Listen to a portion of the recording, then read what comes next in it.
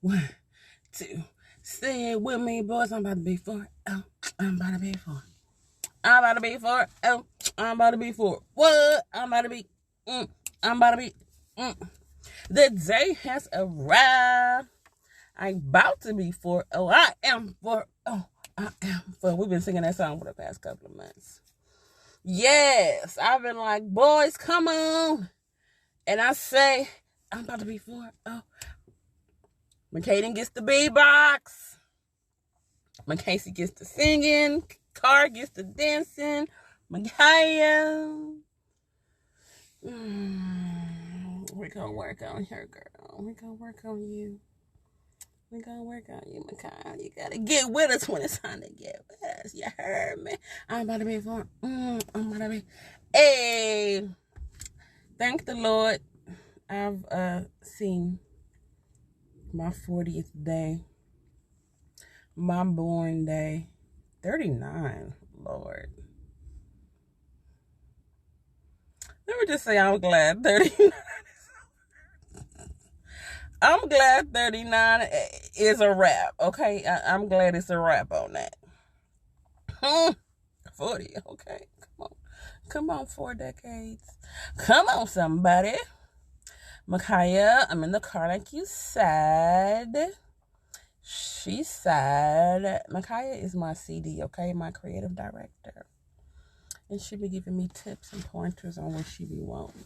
Because this is for the children. I do it for the kids. And since I'm doing it for the kids, okay, you don't be looking at my dirty shirt. Who I'm trying to impress? Y'all, what I'm impressing y'all for? Y'all know my shirt dirty. I try to get me some red hair color. It's not quite red. Anyway, I'm in my car because this sucker died. Okay, she died. She died a couple of weeks ago. She died on 35. She died during rush hour traffic. 35 in Royal. Okay?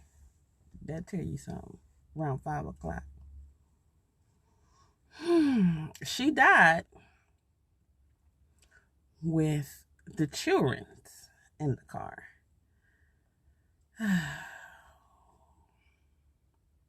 She's gone, guys. The first car that I ever paid off with my hard-earned money, okay, that I earned. She's gone. So now we got a car that can actually fit everyone in it comfortably. So this is my last video in her. I guess we're gonna junk it. I don't know. It's the head gasket or something. He said gonna cost too much money. It was time for a new car anyway. So my voice got a little silent there because of the loss that I am experiencing. But just in time for my just in time for my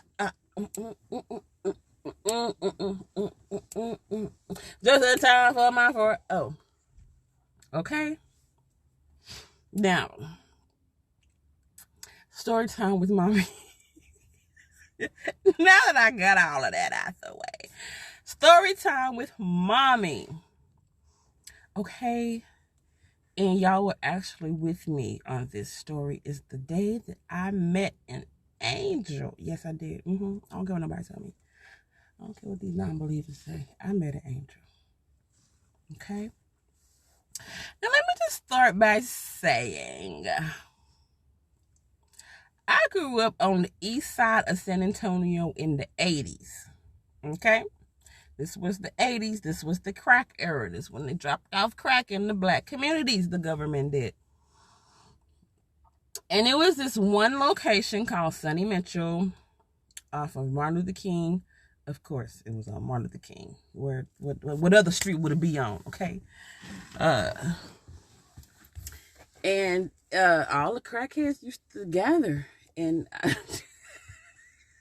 I just remember riding by when I first started noticing them, when I first became aware, like, dang, there's a lot of people over there. Like, I was like, I would be scared to drive by there. Like, Mama, I don't want to drive down that. I don't want to go that way. Because it'd be all them people and they'd be asking for money, you know. But I grew and they didn't go nowhere. They stayed right there for a very long time, many years. And I would always ask, once I got used to the crackheads, there was this place, well, really all on the east side, but right across from Sonny Mitchell was Jones, and it still is Jones Barbecue. Jones got some good sausage, okay? We like to go and get their sausage. They got some good sausage. Man. Why did I think about Jones sausage? I want a Jones sausage. I'm going to have to hit them up when we go home for Thanksgiving. I'm going to have to bring back some Jones. So anyway, we be, because it's a very small place. So we order our food, and then we'll come back. Well, we wouldn't do nothing because we was too little. My mama and Big Amy would order our food. And, sometimes we were standing there, but it was so small, most of the time we just sit in the car while somebody go in and order. And when we're sitting in the car, it's crack central. So these people will come up to the window tapping. Excuse me. You got any spare change? 10 cents. A penny. I'll take a penny. You got any pennies? I mean, you stop at the stoplight. They were trying to wash your windows for a couple of dollars. And I used to always ask me, like, why don't you ever, like, give them money? They asking, why you don't give them no money? She, they crackheads, girl, they just gonna spend it on some drugs. I ain't giving them my money if they spend it on some drugs. And I used to feel bad for him. But Pawpaw, on the other hand, whenever I'm with him, if somebody come and ask him for a penny, dollar, nickel, dime, he'll, reach in his pocket and give him some change. And I will always appreciate that. I just would. And so growing up, I still do. I like to give. I'm a giver. I like to give. If they in front of Walmart, on the holidays, ringing that bell, Salvation Army, I would always be, Mama, can we give them $1? I ain't giving them my $1. That's Christmas. But on the other hand, once I got my own money, started doing hair and stuff when I was 13 or whatever, I would give them money. Just, Salvation Army, if somebody asks for some change, if I have it, I'm going to give it to you. If I'm at the stoplight, I'm just going to give it to you. That's just who I am. Okay, I'm a giver. That's gotten me in some not so pleasant situations sometimes, because people take advantage. I had to learn to pray for discernment. I had to learn to ask God first, because I got a real bad situation one time, but we ain't gonna talk about that. So anyway, this is really not a long story now that I think about it. Okay, because I've been jibber-jabbering by my for what? Because millions didn't make it, baby, but I'm one of the ones who did. What? Okay, so I said all of that to say that I like to give, and I've been giving since, I had my own money. So this one day, Makari was a baby. We were on our way to take him to the doctor. And I had to, I wasn't working at the time. Makari was a baby, so I had just stopped working. Work. I miss work. Anyway, I miss problem solve. Well, I shouldn't say problem solving because I gotta solve a problem every day with 5 kids. You know what I'm talking about? I got 101 problems to solve every day, and I ain't talking about the Dalmatians. I like working the accounts. I like figuring it out. Like, why didn't they pay? Why didn't the insurance pay? I like sending appeals. I don't like receiving phone calls. I never really had to do much of that anyway. But anyway,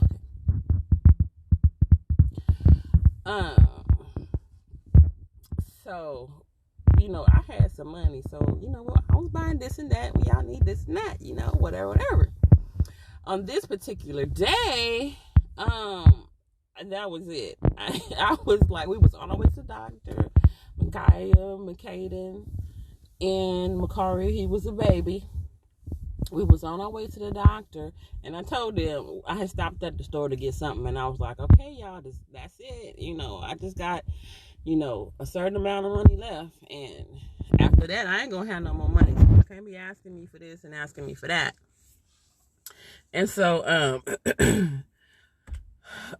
on the way to the doctor, there's this specific intersection where there's always somebody asking for money, always somebody holding a sign. And on this day, there was a guy, and he was standing, you know, at the sign at the stoplight where they be, and his sign read something to the effect of "I'm hungry, God bless," or something like that. I just remember the "God bless you" part.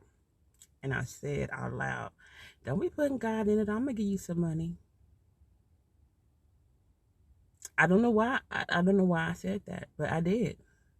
That was just, I just, you know, because some people, that's what they do. You know, they try to use God as a way to manipulate you to get money out of you. I know from experience. And that just wasn't a nice thing to say, though. That wasn't nice. And so, I was first at the stoplight.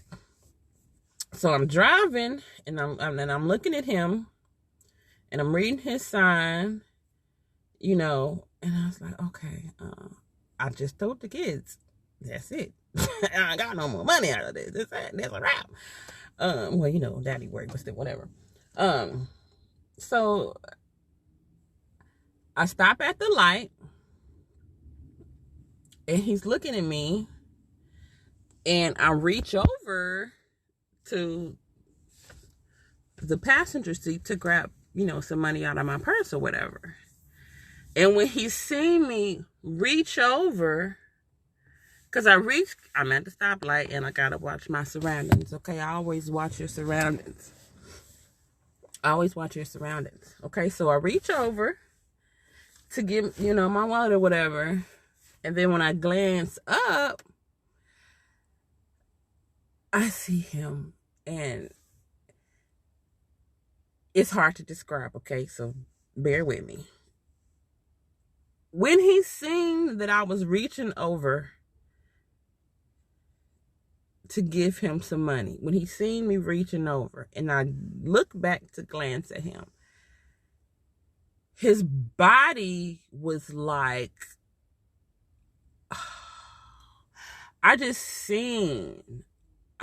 and I'm about to get emotional just thinking about it, but I just seen like a weight being lifted off of his shoulders and a relief, like, and he, like, you know, crumbled into himself, and, you know, he walked over to the window, and when I seen him, you know, make that motion, I was like, oh my goodness, I'm just going to give it all to him. Like, everything that I had, I was like, oh my goodness, I'm just going to give it all to him, y'all. I'm just going to give it all to him.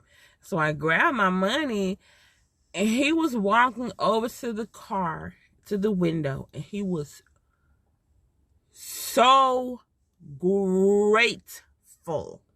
Okay? And what got me was the release that he felt, knowing that he was going to get something from me, even though he didn't know how much I was going to give him. It could have been, it could have been some change. It could have just been some change. It could have just been 50 cents. But he was so grateful that I was going to give him anything. And that's what got me. So he walks over to the window,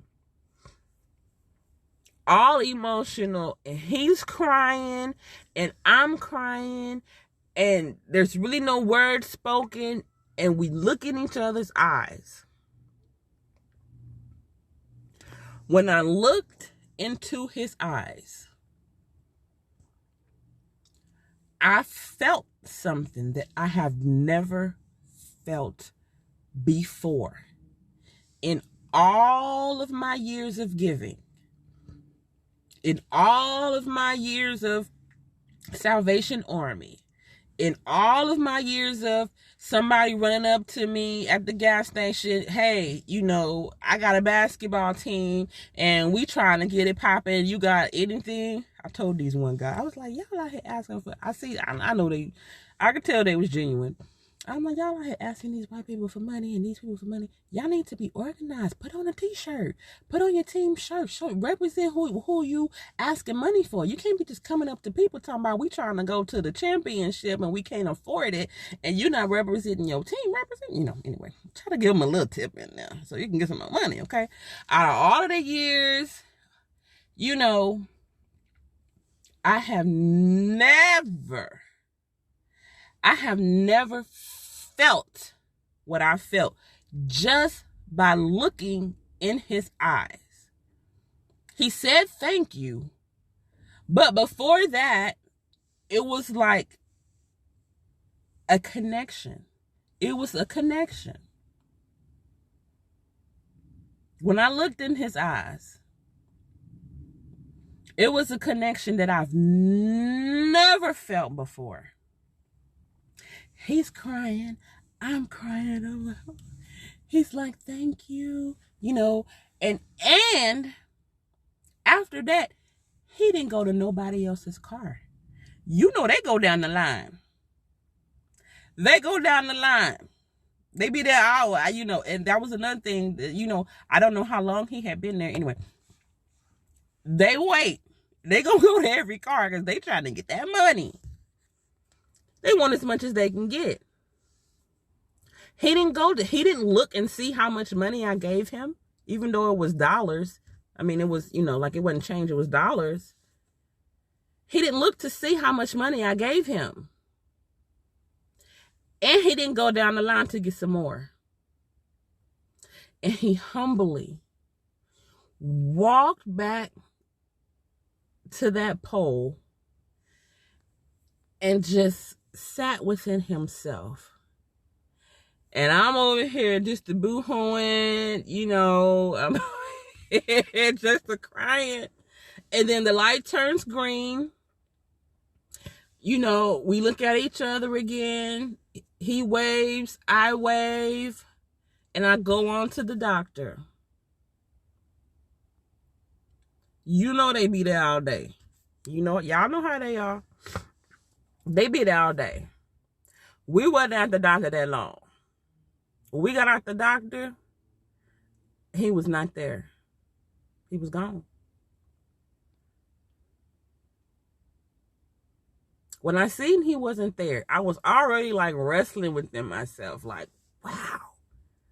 I ain't never experienced nothing like that before.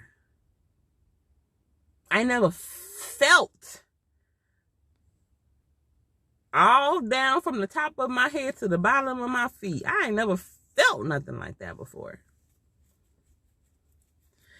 So when we're driving to the doctor and I'm crying, the kids are like, why are you crying, mommy? Why are you crying? And, I was just trying to explain to y'all that he was so grateful. He was so grateful. He didn't even know how much money I was going to give him. He don't even know how much money I gave him.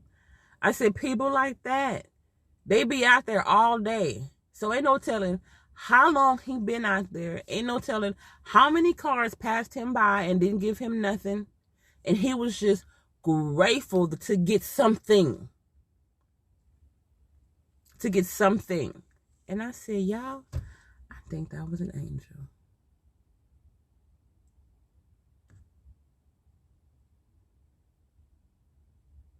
I think that was an angel.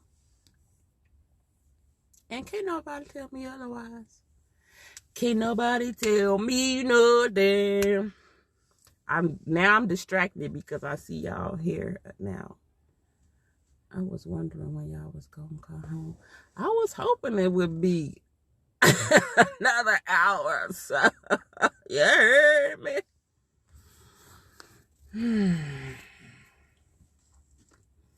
But it ain't no hour. I'ma stay in here because I know y'all can't see me. Because if y'all see me, somebody will run over here to this car, and I don't want to be disturbed right now. I'm busy. I'm busy being 404. Well, I guess that was the end of my story anyway. I guess that was how she wrote. I guess I'm done. Okay, I guess I'm done. All right. I don't want to go back. I need a break.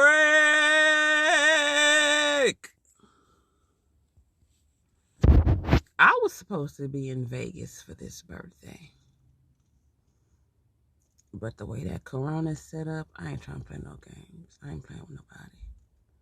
So, Vegas, I don't even want to see you next year, Vegas, because next year I'm going to Jamaica, man. I'm going to Jamaica, man. What I go on? What? Okay. Before I let you go, can I get a kiss?